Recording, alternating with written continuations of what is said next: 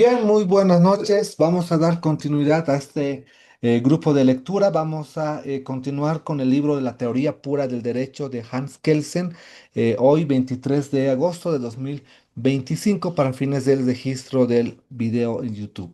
En esta ocasión nos va a acompañar nuestra compañera Carla Signani, quien va a hacer la exposición del capítulo número 5, recomendando que sea una exposición breve, pequeña, para fines de que sea didáctico. Entonces, tiene la palabra, estimada Carla. Yo voy a compartir sus diapositivas. Después se prepara Ana Karina Rosell para el capítulo número 6. Y si existen preguntas, participación del público, adelante. ¿Sí? Muy bien, le cedo la palabra entonces a Carla Signani, por favor. Doctor, buenas noches, compañeros, buenas noches. Bienvenidos y qué bueno que en esta oportunidad podamos compartir esta lectura. Bueno, como ya me ha indicado el doctor, puedo iniciar, ¿no, doctor?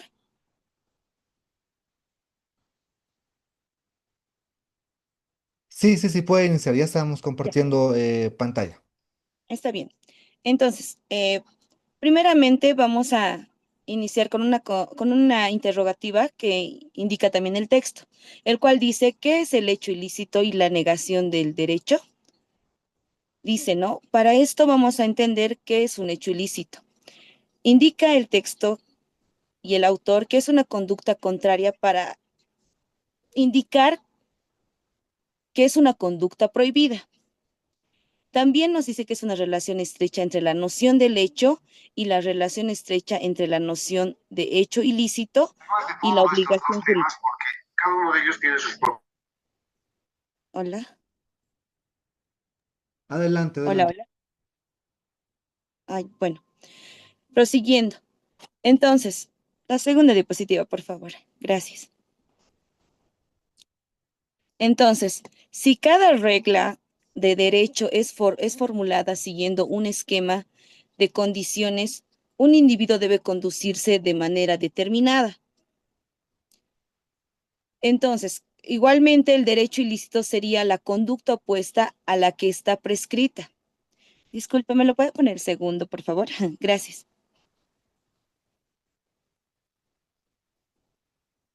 Vamos a indicar lo siguiente, pero si la regla de derecho es construida según el esquema que indica, en tales condiciones una sanción debe ser ejecutada, el hecho ilícito parece como la condición de la sanción, pero sería más justo decir que es un hecho ilícito porque es la condición de una sanción.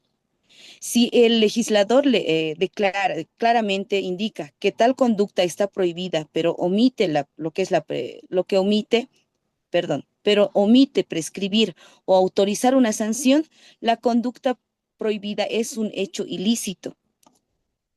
La siguiente, por favor. En el caso de la teoría tradicional, el hecho ilícito es una violación. ¿Para qué? ¿Para qué decimos que es es una violación? Se dice que es la negación del derecho y que el hecho es contrario al derecho, este hecho ilícito. Esto fuera del derecho porque el hecho ilícito solo puede convertirse en objeto de la ciencia jurídica siempre y cuando sea un elemento de derecho, es decir, un hecho determinado, en la condición de una consecuencia determinada por el derecho. Esto definiendo que el hecho ilícito como la condición de la sanción llegaría a ser una condición. Pero en lo que es la teoría pura, lo introduce en el interior mismo del sistema jurídico, viendo que en la parte teológica, esta disciplina normativa procede de la misma manera en materia de la teodicea, es decir, el estudio de Dios y teoría religiosa, lo cual no es tan positivo tomarlo. ¿Por qué? Porque se puede ver que se puede modificar este tipo de concepto, ¿no? Al decir que se despoja el mal de su carácter originario de simple negación del bien y lo va a convertir en una condición de la realización del bien. Esto también podemos aclarar con esto. Si bien el mal conduce finalmente a a la expiación, esto referente a reparar una falta, como anteriormente falleció el Hijo de Dios y se cubrieron pecados frente a eso. Sin embargo, y por eso mismo que la victoria del bien ya está puesta en sí. Pero para la teoría pura, el autor de un acto ilícito viola el derecho. Eso es lo que se mantiene. Tradicionalmente, el hecho ilícito se define como una interrupción de la existencia del derecho. Esto cuando es lo contrario, es la existencia misma del derecho, en su validez que se afirma frente al hecho ilícito por reacción del orden jurídico. Esto en una forma de sanción. Siguiente, por favor. En el caso de la conducta calificada del hecho ilícito, no es la única condición de la sanción prescrita ya permitida.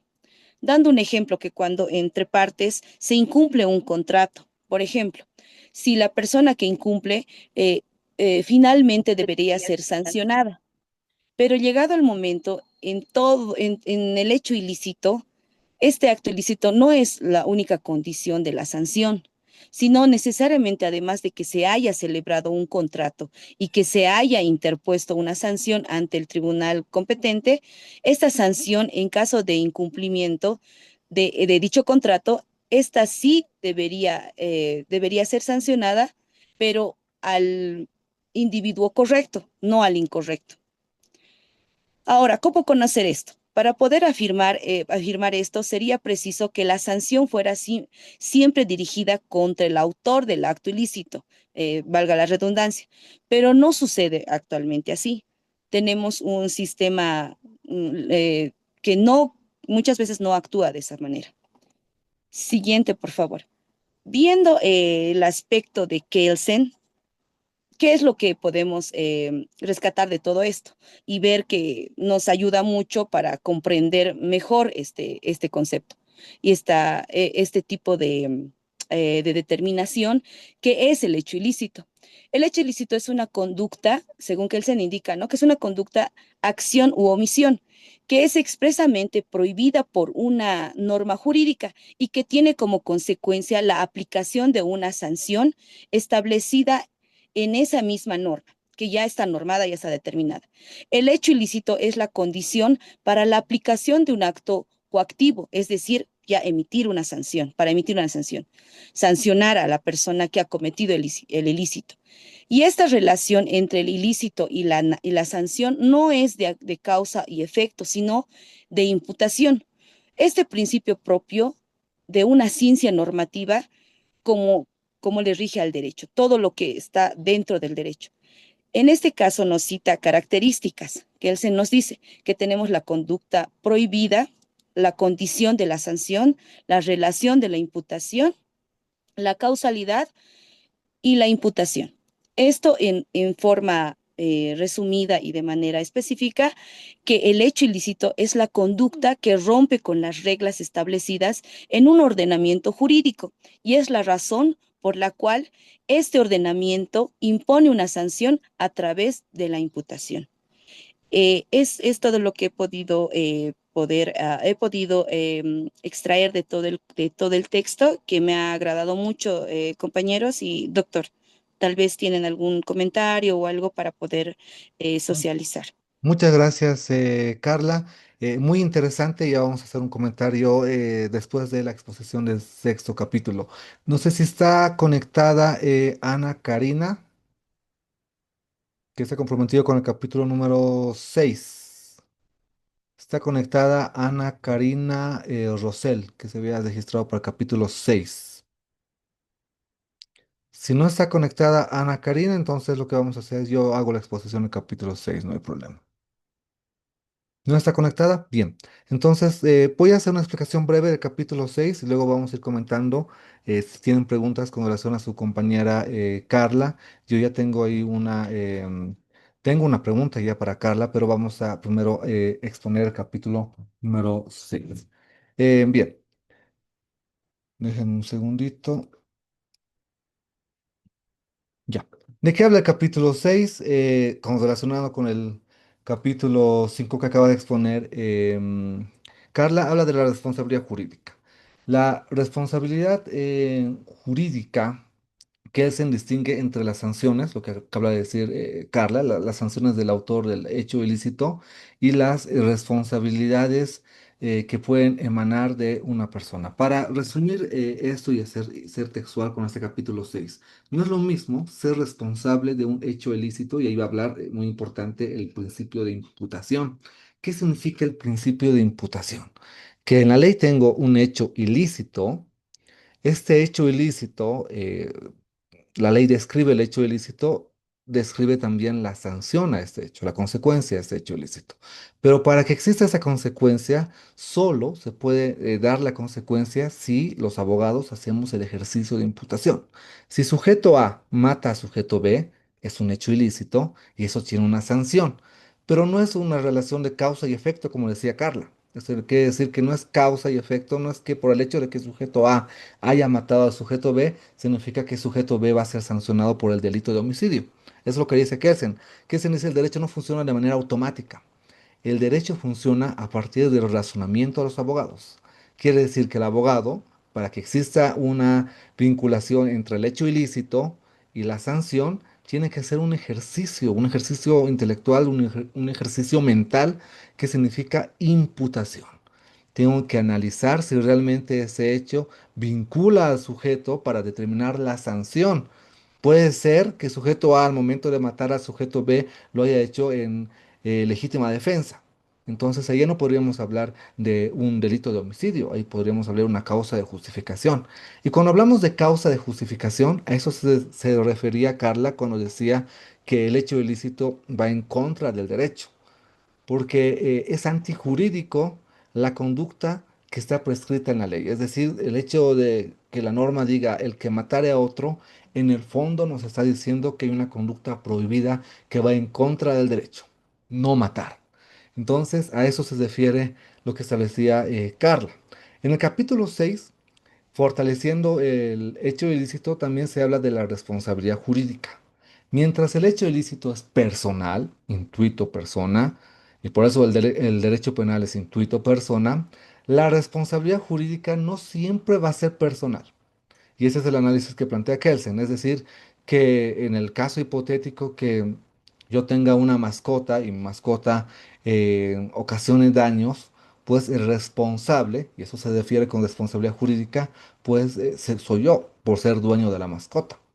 Si mi hijo de 5 o 6 años ocasiona un hecho, daños, pues el responsable de eso voy a ser yo, porque yo tengo la responsabilidad. Entonces, en el capítulo 6 lo que trata de explicar Kelsen es la diferenciación entre estos hechos ilícitos y la responsabilidad jurídica, que no tienen la misma vinculación, que no tienen el mismo ejercicio de imputación, que tienen ciertas diferencias. Entre ellas, una de las más importantes que se destaca del texto, la relación intuito-persona. Gran parte del libro de Kelsen es origen del derecho penal, por cierto. Pues, muchos de los postulados de Kelsen ha sido motivación de autores en derecho penal para que nazcan las ideas modernas del derecho penal. Sí, eso básicamente es lo que habla el capítulo 6. Bien, si tenemos preguntas, dudas, consultas, comentarios, tal vez les haya interesado algún párrafo en particular, les cedemos palabra. Tal vez Carla quiere complementar con algún ejemplo o algo más. Caso contrario, entonces con esto estaríamos concluyendo. Pero les doy un... Paula Rivero, tiene la palabra, por favor. Buenas noches, doctor Delgado. Buenas noches a todos los que también participan. Algo que también quería mencionar, doctor, haciendo alevosía a lo que usted mencionaba respecto a la responsabilidad individual. Hay un ejemplo que cita Kelsen, que no sé si me permita leerlo y tal vez usted puede aportar algo de eso para que sea un poco más entendible. Con todo gusto, Menciona Paula.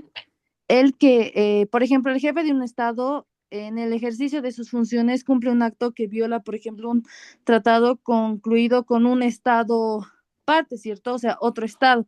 Entonces, con carácter de represalias mencionas, el Ministerio de Justicia del otro estado al que ha incurrido el estado A, se lo vamos a decir así, se apodera de los bienes de los súbditos del estado A. Entonces, quería que más o menos sobre esa explicación o sobre el ejemplo que da sobre la violación de un estado A a un estado B, ¿por qué lo hace una relación tan directa Kelsen? Por ejemplo, lo cita como un ejemplo bien claro y bien preciso. Claro que sí, con todo gusto, pero para que lo hagamos más interesante, la página del libro lo vamos a proyectar para analizarlo entre todos.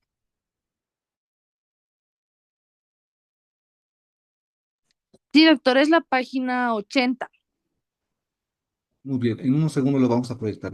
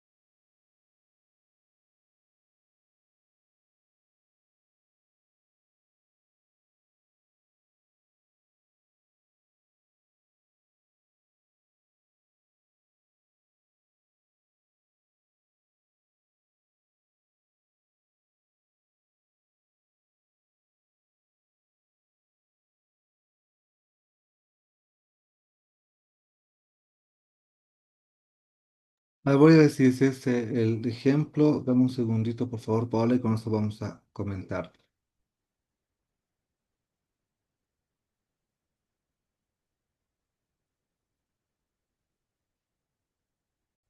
Ya, ahí tengo el texto y tengo el caso del jefe de Estado. Este de acá, ¿verdad? Sí, doctor, sí. Muy bien, lo vamos a agrandar, dame un segundito.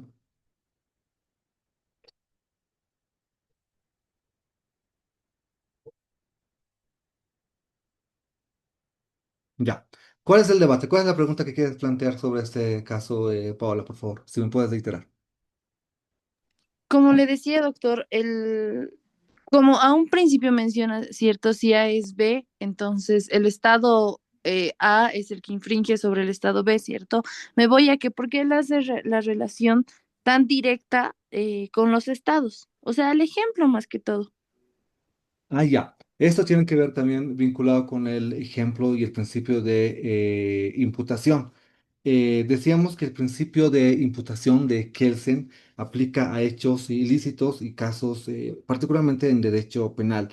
El caso de un estado u otro estado, hablamos de derecho internacional. Y sobre derecho internacional, esta es una crítica, tiene una postura Kelsen. Kelsen, no se olviden que en el derecho internacional los estados se rigen por por un principio un principio que determina, ahorita voy a recordar el nombre del principio, soberanía, el principio de Soberanía. soberanía. Entonces, ahí cuando tenemos un principio de soberanía de un estado A con un estado B, ahí vamos a tener un conflicto con el principio de imputación que planteaba Kelsen. Y él dice entonces el derecho internacional, y eso va a hablar en su capítulo 12 cuando habla exclusivamente del derecho internacional. El derecho internacional para Kelsen debería regirse por una norma internacional de carácter universal y que se pueda ejecutar, que es una de las deficiencias que encuentra Kelsen en el derecho internacional. Por más, y en la actualidad ocurre esto, por más derecho internacional que tengamos, no se puede ejecutar al 100% porque los estados salen con su principio de soberanía y un estado puede cumplir un tratado internacional, por ejemplo, parcialmente o solamente se puede adscribir a un tratado internacional, no del todo. Por tanto, para Kelsen, esto afectaría la construcción de un derecho eficiente. No sé si con eso hemos contestado a la pregunta, estimada Paola, Sí, doctor, porque precisamente es Kelsen quien menciona sobre la pirámide, ¿cierto? que en realidad no lo menciona, pero sí él da la estructura. Es muy bueno el aporte, la estructura A jerárquica eso de las me voy, normas. porque a eso me ¿por qué lo cita tan de forma tan explícita mencionando los estados? Debido a que él tiene cierto, no lo cita aquí, pero él hace como que da los parámetros de la jerarquía normativa, Correcto. ¿cierto? Que Es cada estado precisamente bajo la soberanía se maneja de distinta manera. Sí, correcto. De hecho, en el capítulo 11, capítulo 12 vamos a analizar la jerarquía, la que muchos piensan que es la pirámide, no es la pirámide, pero sí el nombre correcto es jerarquía. Muy buen aporte, Paola. Muchas gracias. Ah, gracias, doctor. Hasta luego. Hasta luego. ¿Alguien más con alguna duda, consulta, aporte, comentario? Mm, doctor, buenas noches. Buenas noches. Soy Carla, doctor. Carla, dígame. Sí, doctor, tal vez aportando un poco y aclarando sobre lo que se ha mencionado sobre causa y efecto. En la última diapositiva lo puse indicando que esta relación entre el ilícito y la sanción no es de causa y efecto, sino de imputación, un principio propio de las ciencias normativas como el derecho. ¿A qué me refiero con esto? De que no siempre, no es lo que es no es una, un resultado de causa y efecto, la imputación, sino está vinculada en la normativa, ¿no? Y el derecho como una orden social opera bajo el principio de imputación bueno, tomando en cuenta que éste conecta una conducta ilícita con una sanción coactiva porque así lo prescribe la norma jurídica. Eso quería aclarar, doctor. Gracias.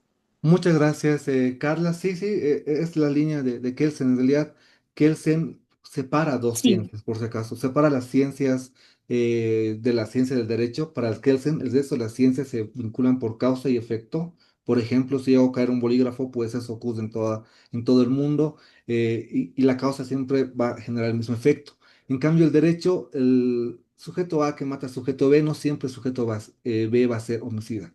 No siempre. sí. Entonces, ahí no existe ese principio de causa y efecto, más bien es el principio de imputación, porque tiene que haber un razonamiento por detrás de ello. Cedemos la palabra a Daniela, por favor. Doctor, buenas noches. Bueno, Bueno, de la lectura solo quería aclarar algo, no sé si aclarar, sino algo que he notado es que, y es más una crítica que un aporte, el hecho de que Kelsen ve mucho el lado punitivo, o sea, se enmarca mucho en lo que es el derecho penal y no tanto en lo que es, por ejemplo, el derecho civil. ¿Por qué? Porque él habla mucho de coacción y la coacción se ve principalmente en derecho penal, que es el uso de la fuerza para el cumplimiento de la ley. Sin embargo, en derecho civil, a través de los contratos, por ejemplo, nosotros podemos crear incluso norma u obligaciones entre nosotros mismos.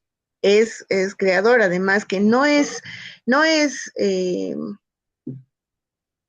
no es con coacción o no se utiliza la fuerza necesariamente para estas cosas.